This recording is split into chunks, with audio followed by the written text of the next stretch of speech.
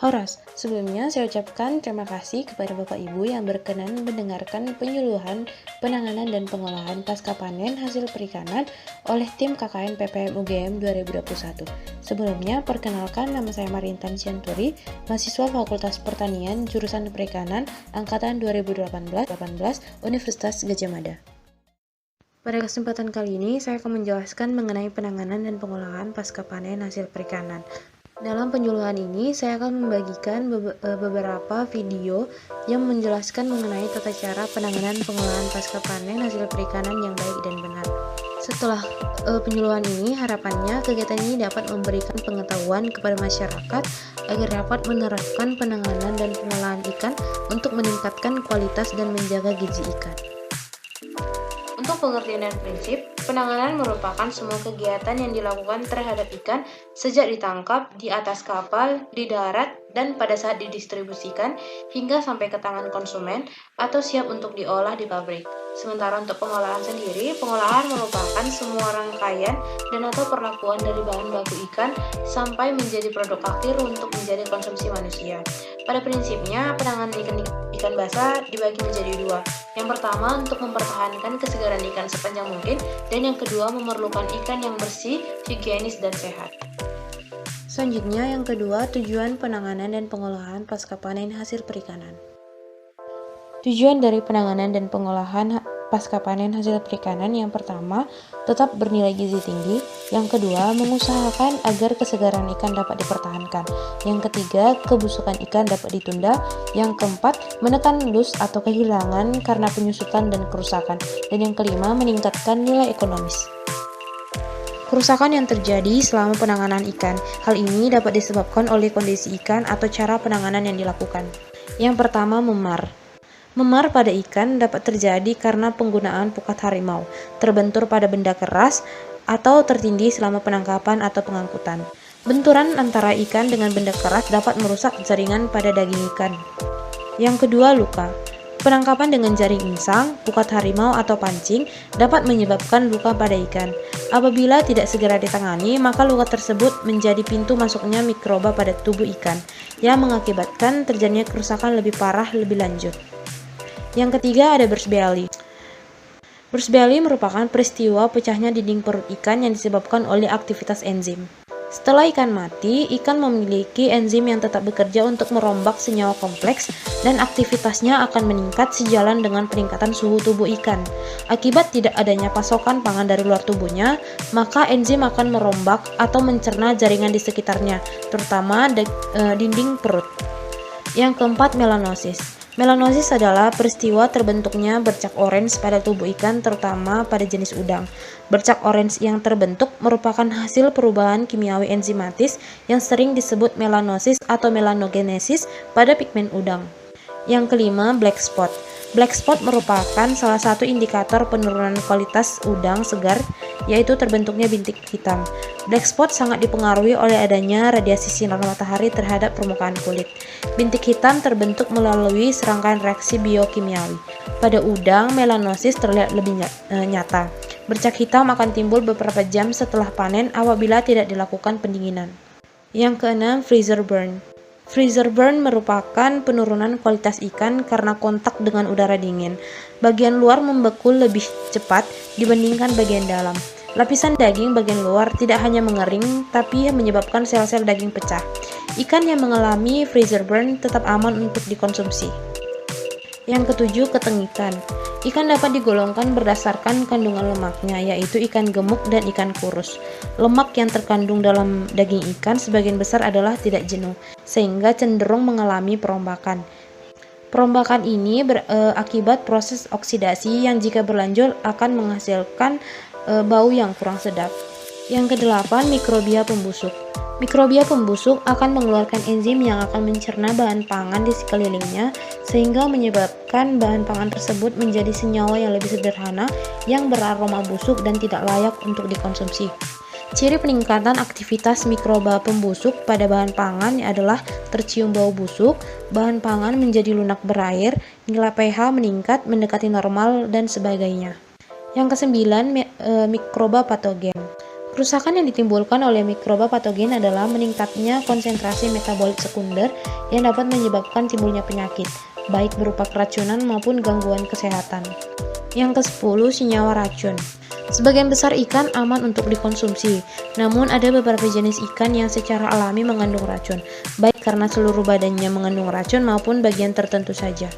Bahan pangan yang semula tidak beracun dapat berubah menjadi beracun karena beberapa hal, yaitu pendinginan kurang sempurna sehingga memungkinkan mikroba merugikan berkembang biak. Yang kedua, keterlambatan pendinginan. Yang ketiga, infeksi pekerja. Dan yang keempat, kontaminasi silang antara ikan segar dan kurang segar. Selanjutnya, untuk jenis penanganan ikan. Jenis penanganan ikan dibagi menjadi dua, yaitu secara tradisional dan secara modern. Untuk jenis penanganan ikan secara tradisional dibagi menjadi 4. Yang pertama, pengasapan. Pengasapan merupakan proses mengolah atau mengawetkan ikan dengan menggunakan media asap sebagai media pengawet. Yang kedua, penggaraman. Penggaraman yang juga sering disebut dengan istilah pengasinan merupakan salah satu metode pengawetan yang produknya paling gampang dijumpai di seluruh wilayah Indonesia. Pada proses penggaraman, pengawetan dilakukan dengan cara mengurangi kadar air dalam tubuh ikan dan dalam tubuh bakteri, sehingga bakteri tidak dapat hidup lagi dan berkembang. Pada prinsipnya, penggaraman merupakan cara pengawetan ikan dengan menggunakan garam sebagai media pengawet. Jenis garam yang digunakan adalah garam dapur yang berbentuk kristal maupun larutan. Yang ketiga, pengeringan. Pengeringan didefinisikan sebagai suatu metode untuk menghilangkan sebagian air dari suatu bahan hingga tingkat kadar air yang setara dengan nilai aktivitas air yang aman dari kerusakan mikrobiologi. Yang keempat, fermentasi dan enzimatis. Ini memanfaatkan penguraian senyawa dari bahan-bahan protein kompleks. Kemudian jenis penanganan ikan secara modern. Jenis penanganan ikan secara modern ini dibagi menjadi dua, yaitu penerapan dengan suhu rendah dan penerapan dengan suhu tinggi. Penerapan suhu rendah dibagi menjadi dua jenis. Yang pertama, pendinginan. Ini mendinginkan ikan sampai sekitar 0 derajat Celcius.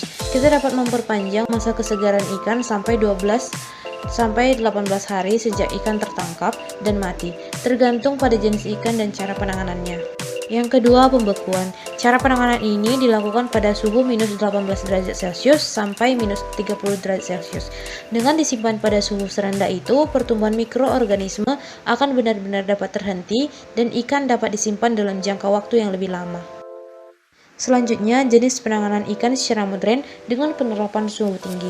Hal ini dibagi menjadi dua bagian. Yang pertama, pasteurisasi dan blanching. Pasteurisasi adalah proses panas yang digunakan untuk memperpanjang umur simpan produk pangan. Sementara blanching merupakan suatu cara pemanasan pendahuluan atau perlakuan pemanasan tipe pasteurisasi yang dilakukan pada suhu kurang dari 100 derajat Celcius selama beberapa menit dengan menggunakan air panas atau uap. Kemudian yang kedua, sterilisasi dan exhausting. Sterilisasi merupakan pengolahan yang menggunakan suhu sangat tinggi yang dapat melebihi titik didih air. Sementara exhausting adalah proses mengeluarkan udara atau gas dari dalam wadah atau bahan. Tujuan exhausting diantaranya adalah untuk mencegah pertumbuhan bakteri aerobik dan proses oksidasi bahan yang dikemas. Berikut saya tampilkan video penanganan ikan pasca panen yang baik dan benar. Banyak penjual-penjual ikan segar yang tidak menerapkan penanganan ikan pasca panen dengan baik dan benar.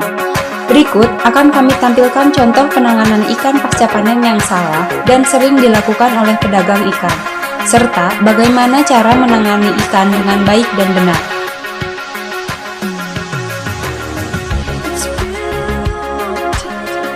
Pada video ini, kesalahan yang pedagang lakukan adalah: pertama, menggunakan pompa dengan kekuatan yang cukup deras tanpa memperhatikan kepadatan ikan dalam bak tersebut. Kedua, pedagang tidak memisahkan ikan yang mati dengan ikan yang masih hidup. Ketiga, pompa yang digunakan tidak dilengkapi dengan penyaring, sehingga jumlah ikan mati bertambah karena kotoran yang berada dalam bak tersebut tidak terbuang. Solusi yang dapat digunakan adalah menggunakan pompa yang kekuatannya sesuai dengan kapasitas bak, serta dilengkapi dengan filter. Kepadatan ikan dalam bak juga harus diperhatikan, sehingga jumlah ikan mati dapat berkurang. Kemudian, ikan yang sudah mati harus dipisahkan dari bak ikan yang masih hidup. Berikut ini adalah contoh penyimpanan ikan hidup yang baik dan benar.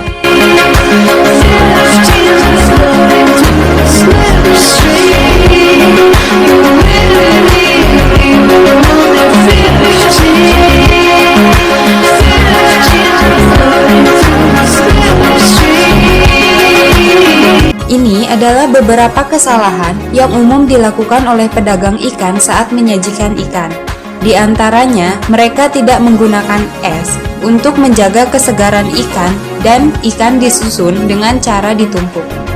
Penumpukan ikan dapat menyebabkan bentuk ikan menjadi rusak dan lebih cepat busuk karena cairan dari tubuh ikan tidak terbuang. Berikut adalah contoh penyusunan ikan yang baik dan benar.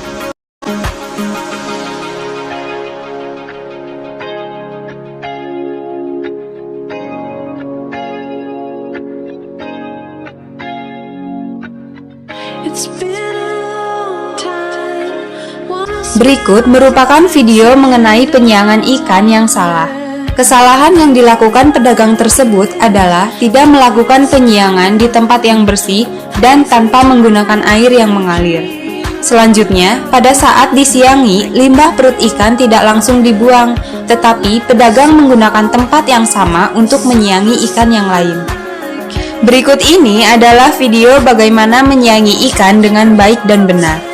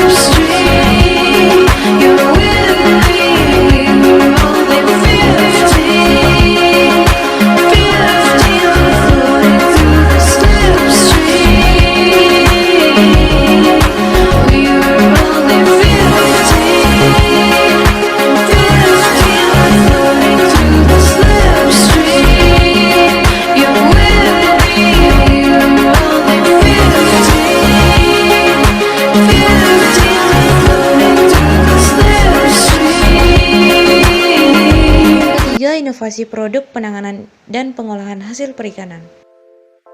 Berikut beberapa inovasi produk hasil pengolahan ikan pasca panen. Yang pertama, abon ikan lele. Yang kedua, bakso ikan. Yang ketiga, otak-otak ikan. Yang keempat, nugget. Yang kelima, ikan bumbu kuning vacuum frozen. Dan yang terakhir, terasi bubuk. Berikut saya tampilkan video inovasi produk pengolahan ikan pasca panen untuk jenis abon ikan. Pengolahan daging ikan menjadi produk abon ikan.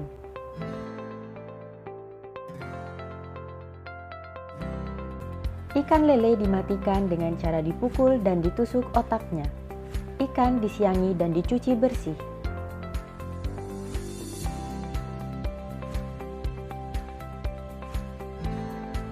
Ikan dikukus selama 30 menit.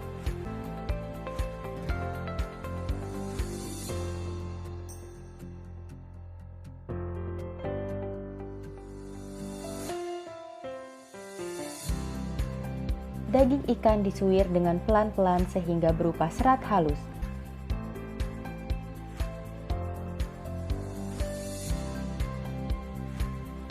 Ketumbar dihaluskan.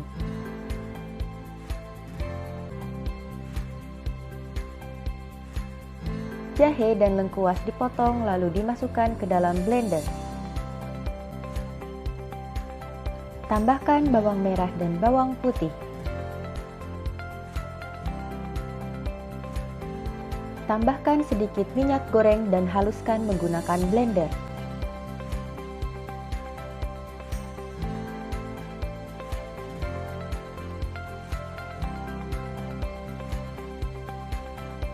Tumis bumbu yang sudah dihaluskan hingga harum.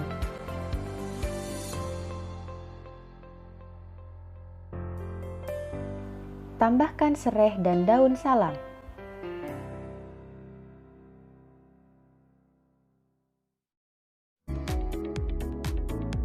Metode sangrai. Tambahkan ketumbar yang telah dihaluskan.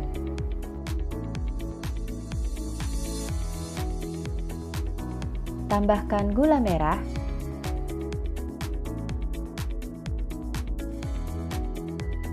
tambahkan gula dan garam.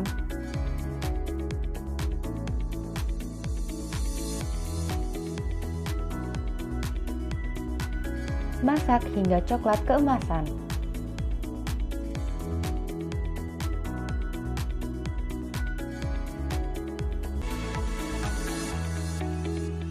Abon ikan siap dikemas.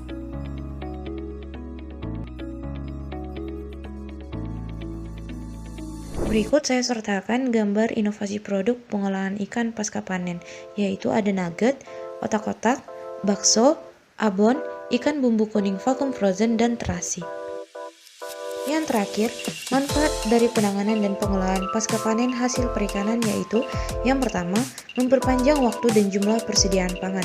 Yang kedua, memudahkan penyimpanan dan distribusi. Yang ketiga, meningkatkan nilai tambah ekonomis dan nilai tambah sosial. Yang keempat, memperoleh produk hasil yang menarik dari segi tampilan, rasa, dan sifat fisik. Yang kelima, mengurangi tingkat kerugian. Yang keenam, tersedianya limbah yang mungkin masih dapat digunakan untuk memproduksi bahan lain. Yang ketujuh, mendorong tambahnya industri non-pertanian yang menunjang industri pertanian dan industri lainnya. Yang kedelapan, mengurangi pencemaran lingkungan, dan yang kesembilan, meningkatkan nilai gizi. Demikian pemaparan yang dapat saya sampaikan. Lebih kurangnya saya mohon maaf. Atas perhatian Bapak Ibu sekalian, saya ucapkan terima kasih dan sampai bertemu kembali. Horas.